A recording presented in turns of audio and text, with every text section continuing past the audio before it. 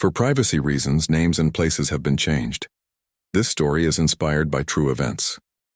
On a cool autumn evening in 2018, 29-year-old Adrian Mbe left his camp in Joshua Tree National Park's Hidden Valley for a solo bouldering circuit. He never returned. Despite an extensive and dedicated investigation, combing through every crevice of the park's formidable landscape, Adrian Mbe vanished without a trace. His bright orange crash pad, a beacon of his passion, was later found eerily stashed behind a cluster of cholla cacti, a silent testament to an unfinished ascent. For 4 long years, his family lived with agonizing uncertainty, a relentless void of unanswered questions and unfulfilled hopes. Then, in the late summer of 2022, a profound and shocking discovery was made, miles from the desert's arid expanse, in the quiet, shadowed interior of a deconsecrated chapel. This is the complete investigation into what happened to Adrian Mbe. Before we continue, let us know where you're watching from, and if you enjoy this content, consider liking and subscribing to our channel. Now let's continue. Joshua Tree National Park, a landscape etched by millennia of wind and water, stands as a testament to nature's rugged artistry. Its monolithic rock formations, gnarled Joshua trees, and vast, often unforgiving desert expanses draw adventurers from across the globe. Among them was Adrian Mbe, a 29-year-old boulderer who found both challenge and solitude within its iconic Hidden Valley circuits. Adrian was an experienced climber, intimately familiar with the park's nuances, often preferring to tackle its granite problems during the tranquil hours of dusk, a time when the intense desert heat receded and the long shadows deepened the contours of the rock face. His routine was precise, his movements deliberate, a testament to years spent honing his craft. On one particular evening, as the sun dipped below the horizon, painting the sky in hues of orange and purple, Adrian embarked on one of his solo circuits. He had a prearranged meetup with friends later that evening, a casual gathering after his climb. The hours passed, and Adrian did not arrive. Initial attempts to reach him by phone went unanswered, sparking a low hum of concern that quickly escalated into alarm. It was profoundly uncharacteristic for Adrian to miss a commitment without communication, especially one following a solo excursion into the park's isolated terrain. As the night deepened, a search was initiated, focusing on the Hidden Valley area where Adrian was known to climb.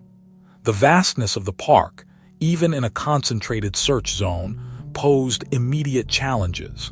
Hours of meticulous effort yielded little, until, under the harsh beam of a flashlight, searchers located a crucial item. Tucked away behind a dense, thorny cluster of cholla cacti, notorious for their painful barbs, lay Adrian's brightly colored crash pad. The discovery was perplexing. A crash pad is essential safety equipment for boulderers, designed to cushion falls. To find it deliberately stashed, hidden from view in such an inconvenient and prickly location, immediately shifted the narrative away from a simple climbing accident or a lost hiker. Its concealment suggested a conscious act, either by Adrian himself under duress or by an unknown party. The implications were chilling, transforming Adrian Mbe's disappearance from a worrying missing person case into a sinister and profound mystery. The desolate beauty of Joshua Tree now held a secret far darker than its twilight shadows. The disappearance of Adrian Mbe, particularly the perplexing discovery of his stashed crash pad, immediately escalated from a missing person report to a full-scale criminal investigation. Detective Rosa Quintero, a seasoned investigator with the local sheriff's department, was assigned the case. Quintero possessed a meticulous mind and a reputation for tenacity, qualities that would be sorely tested by the unique challenges presented by the vast, untamed landscape of Joshua Tree National Park. Her initial focus, naturally, centered on the park itself. Teams of park rangers, sheriff's deputies, and volunteers scoured the Hidden Valley circuits and surrounding areas, expanding the search radius daily.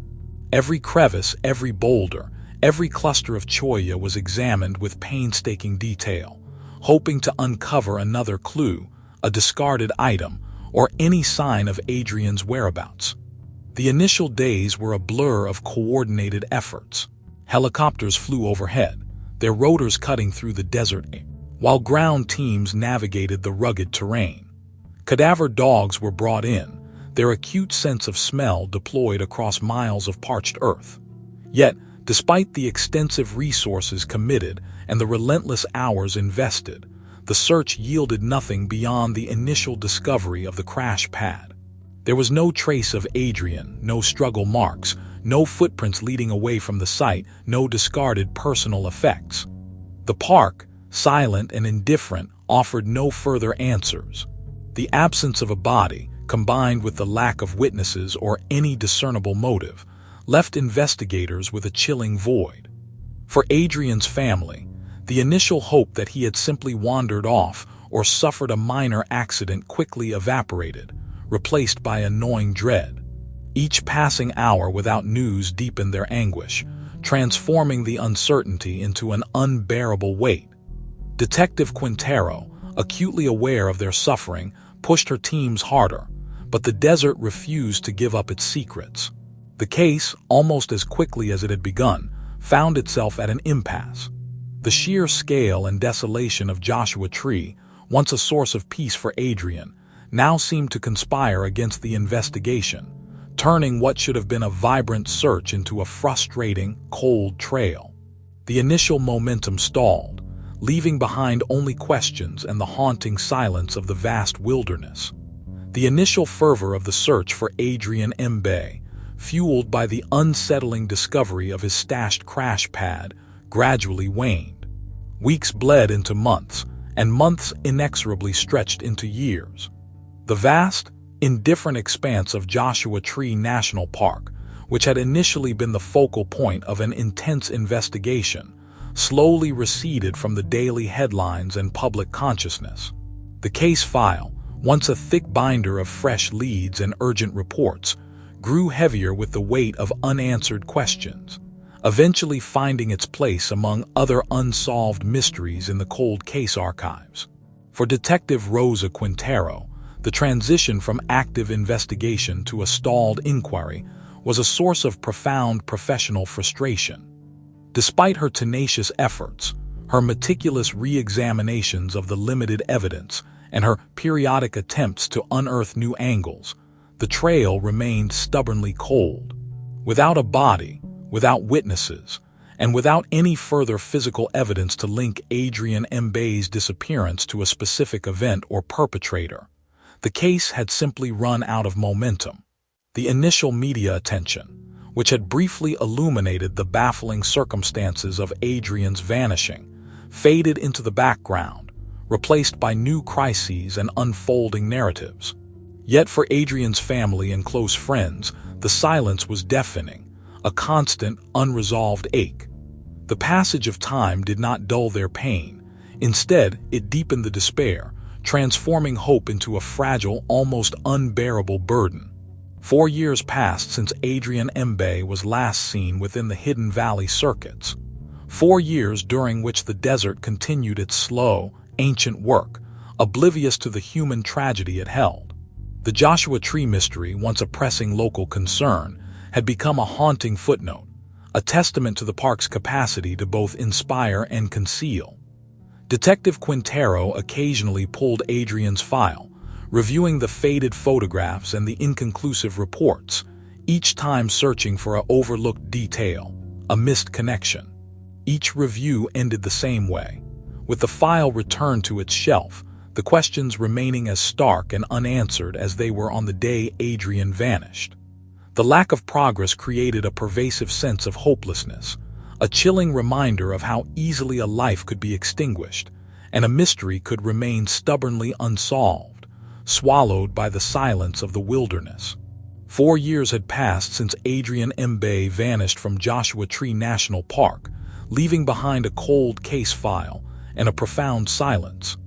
Life, however, continued its unhurried pace outside the shadow of the desert mystery.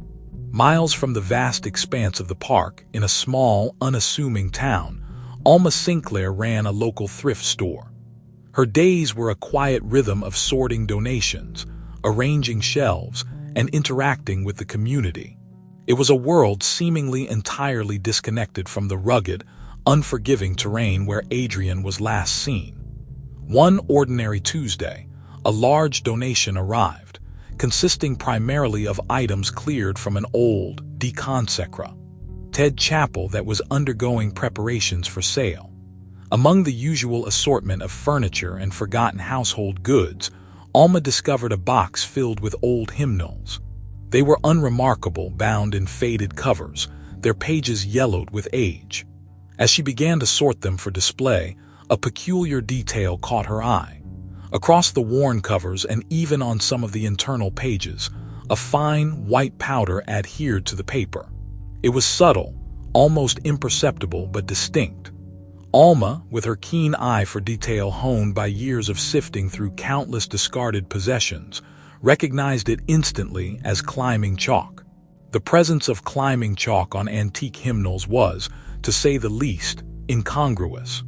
It was an anomaly that pricked at Alma's sense of order. She set the hymnals aside, the chalk-stained pages a silent, puzzling testament to an unknown story. Eventually, the unusual nature of the find, combined with a general awareness of unsolved local cases, prompted Alma to contact authorities.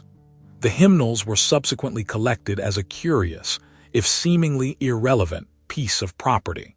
The items made their way to a forensic lab, where standard protocol dictated a thorough examination. It was during this painstaking process that the chalk residue yielded a critical breakthrough. Technicians carefully lifted latent fingerprints from the hymnals, fingerprints that, when run through national databases, returned a startling match. The prints belonged to Adrian Mbe. 4 years after his disappearance, Adrian's presence, unexpectedly preserved on the pages of old church hymnals, jolted his cold case back to life. This discovery, born from the most mundane of circumstances, offered the first tangible link to Adrian since the unsettling find of his stashed crash pad in the desert. The silence had finally been broken, replaced by a glimmer of hope and a renewed sense of urgency. The startling fingerprint match on the chalk-stained hymnals ignited a new phase in the investigation, pulling Detective Rosa Quintero back to the forefront of Adrian Mbe's cold case. For 4 years, the file had sat dormant, a testament to an intractable mystery. Now, a seemingly insignificant donation to a thrift store had provided the first tangible lead since Adrian's crash pad was found. Quintero felt a familiar surge of determination, a renewed sense of purpose that had been stifled by years of dead ends. The primary focus of the revitalized inquiry shifted immediately to the hymnals themselves. Investigators meticulously dissected their journey, tracing the path from the moment they arrived at Alma Sinclair's thrift store backward to their original source. The donation records indicated the hymnals, along with other items, had come from a deconsecrated chapel located several miles outside town. This chapel, no longer in active use, had been undergoing preparations for sale, necessitating the clearance of its remaining contents. This detail was crucial. The police sought out anyone involved in the chapel's clearance and donation process. Their inquiries soon led them to Mateo Lucero, a parish volunteer who had been instrumental in coordinating the removal of items from the old building. Lucero, a man in his late 50s with a quiet demeanor, initially appeared cooperative, offering what information he possessed about the chapel's history and the process of clearing it out. Detective Quintero and her team meticulously worked to connect the disparate elements: Adrian Mbe's fingerprints on the hymnals, the thrift store where they were found, and the deconsecrated chapel from which they originated. Every person who had access to the chapel, every volunteer involved in the clearance, and every detail surrounding the donation was scrutinized. The incongruity of Adrian's prints on religious texts, so far removed from his last known location in Joshua Tree, suggested a deliberate and sinister connection. This was not a random occurrence. It was a link forged by an unknown hand. The discovery, while still shrouded in questions, offered the first real possibility in years of understanding what had truly happened to Adrian Mbe. A cold case had suddenly, unexpectedly, become warm. The investigation, now revitalized by the hymnal clue, led Detective Quintero and her team directly to the deconsecrated chapel. This old stone structure, standing in quiet solitude miles from the rugged terrain of Joshua Tree, had once been a place of worship, its sacred purpose now long abandoned. It was an unassuming building, its exterior weathered by time, offering no outward indication of the dark secret it held. The chapel had been slated for renovations in preparation for its sale, a process that would inadvertently bring its hidden truth to light. Renovation crews arrived, their work beginning with the more mundane aspects of repair. One particular area of concern was a section of the chapel's aged wooden floorboards, which had warped significantly over the years, creating an uneven and potentially hazardous surface. On a crisp autumn morning, as the crew began the laborious task of prying up the stubborn planks, the air filled with the creak of old wood and the scrape of tools. Beneath the dust and decades of accumulated debris, a discovery was made that instantly halted all work. Nestled in the shallow crawl space beneath the floorboards, partially obscured by darkness, lay a bundle. It was tightly wrapped in a heavy-duty tarp, its corners secured with a crude, yet deliberate effort. The shape of the bundle, unmistakably human, sent a jolt of horror through the workers. Police were immediately called, and the scene was secured. Forensic teams carefully extracted the package, confirming the ghastly find. Human remains, meticulously concealed for years. The tarp itself became a critical piece of evidence. Its specific brand, size, and material composition were meticulously analyzed, and its unique markings were cross-referenced with local purchase records and donation logs. This painstaking forensic work yielded a definitive trace. The tarp had been part of a bulk donation made to a local charity, subsequently acquired by a specific individual. That individual was identified as the chapel's long-standing caretaker, a man named Robert Jenkins. Jenkins, a seemingly innocuous figure, had been living and working on the chapel grounds for years. His access to the building, his knowledge of its structure, and his familiarity with the surrounding area now took on a chilling new significance. Further investigation into Jenkins revealed a predatory pattern. He was known to frequent trailhead lots, specifically targeting unattended gear and vulnerable individuals, turning the vast wilderness into his hunting ground. The discovery beneath the floorboards, coupled with the tracing of the tarp, finally exposed Adrian Mbe's killer and revealed his horrifying modus operandi. The remains, meticulously exhumed from beneath the deconsecrated chapel's floorboards, underwent immediate forensic analysis. Dental records and DNA comparisons swiftly confirmed the grim identity. The bones belonged to Adrian Mbe. 4 years of agonizing uncertainty for his family finally yielded an answer, though one steeped in profound tragedy. The discovery not only confirmed Adrian's death, but also unveiled the horrifying extent of Robert Jenkins's depravity. Jenkins, the unassuming chapel caretaker, was revealed to be a calculated predator. His modus operandi involved frequenting remote trailhead lots within Joshua Tree National Park, specifically targeting unattended climbing gear.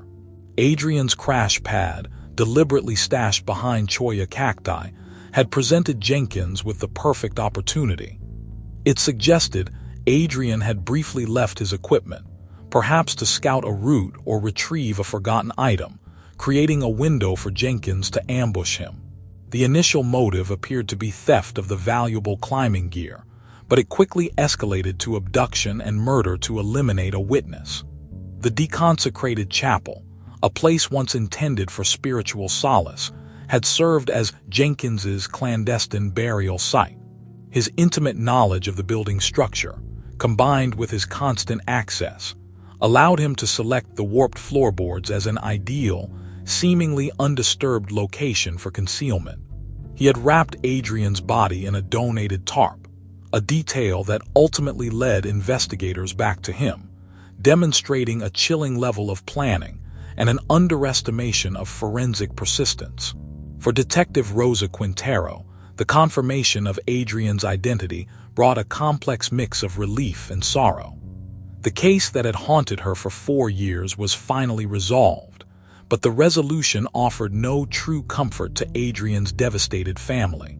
Justice in this instance was a stark, painful truth. It provided answers, illuminating the darkness that had swallowed Adrian, but it could never erase the profound loss, nor could it restore the vibrant life Jenkins had so cruelly extinguished. Adrian Mbe's story served as a stark reminder that even in the most serene and seemingly untamed landscapes, dangers could lurk, hidden in plain sight. It underscored the enduring dedication of those who tirelessly pursue truth, ensuring that even after years of silence, the voices of the lost might finally be heard and perpetrators brought to account.